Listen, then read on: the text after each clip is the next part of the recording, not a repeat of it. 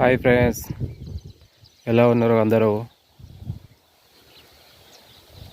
మన రేవంత్ రెడ్డి సార్ అయితే రైతు భరోసా గురించి ఒక అప్డేట్ అయితే ఇచ్చింది కదా. ఈ నెల 30 నుంచి రైతు భరోసా ఎలా అప్డేట్ చేసుకోవాలి, రైతు భరోసా గురించి ఎట్లా అప్డేట్ చేసుకోవాలనేది నేను స్టెప్ బై స్టెప్ చెప్తాను. ఎవరైనా కొత్తగా అప్లికేషన్ చేసుకునే వాళ్ళు అప్లికేషన్ ఎలా చేసుకోవాలో అది ఏంది అన్నది నేను చెప్తాను. రైతుల గురించి పాత వాళ్ళు ఏం చేసుకోవాల్సిన అవసరం లేదు. పాత వాళ్ళకు ఏదే విధిగా డబ్బులు అకౌంట్లో పడుతూనే ఉంటాయి.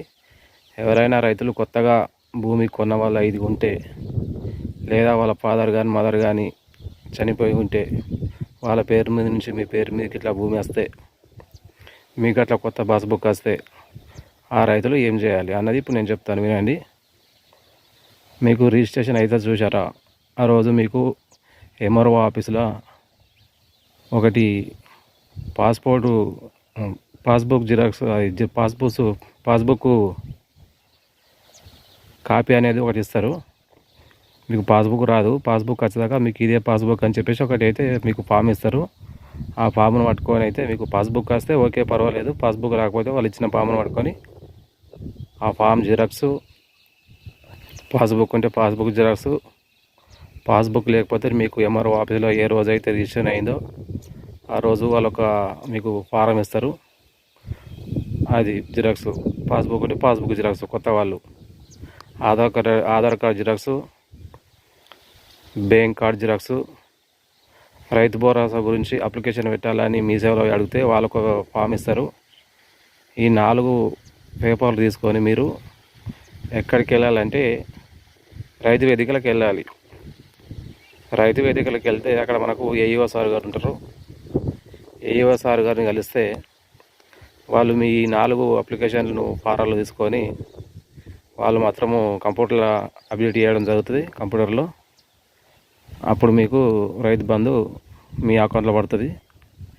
ఈ నెల 30 నుంచి రైతు బంధు విడుదల అవుతుంది కాబట్టి విడుదల వారీగా ఎకరానికి 6,000 విడతల వారీగా విడుదల అవుతుంది కాబట్టి మీరు ఎంత భూమి రిజిస్ట్రేషన్ చేసుకోరు ఏం కథ అనేది మీకు తెలిసి ఉంటుంది కాబట్టి ఆ తర్వాత మీరు ఆటోమేటిక్గా మీకు మెసేజ్ వస్తుంది బ్యాంకు నుంచి. మీకు అకౌంట్లోకి ఇట్లా డబ్బులు పడితే మీకు మెసేజ్ వస్తుంది బ్యాంకు నుంచి. ఒకవేళ మెసేజ్ రాకపోతే మళ్ళీ వెళ్ళి మీరు అక్కడ ఏఈఓ సార్ కానీ రైతు వేదికకి వెళ్ళి ఏఈఓ సార్ ఉంటారు అక్కడ. ఎవరుంటే వాళ్ళకు 30 తారీఖు తర్వాత మీకు ఇట్లా అమౌంట్లో మీ అకౌంట్లో ఇట్లా డబ్బులు పడకపోతే అక్కడ ఏఈఓ సార్ దగ్గరికి వెళ్ళి వాళ్ళని కలిస్తే వాళ్ళు చెప్తారు.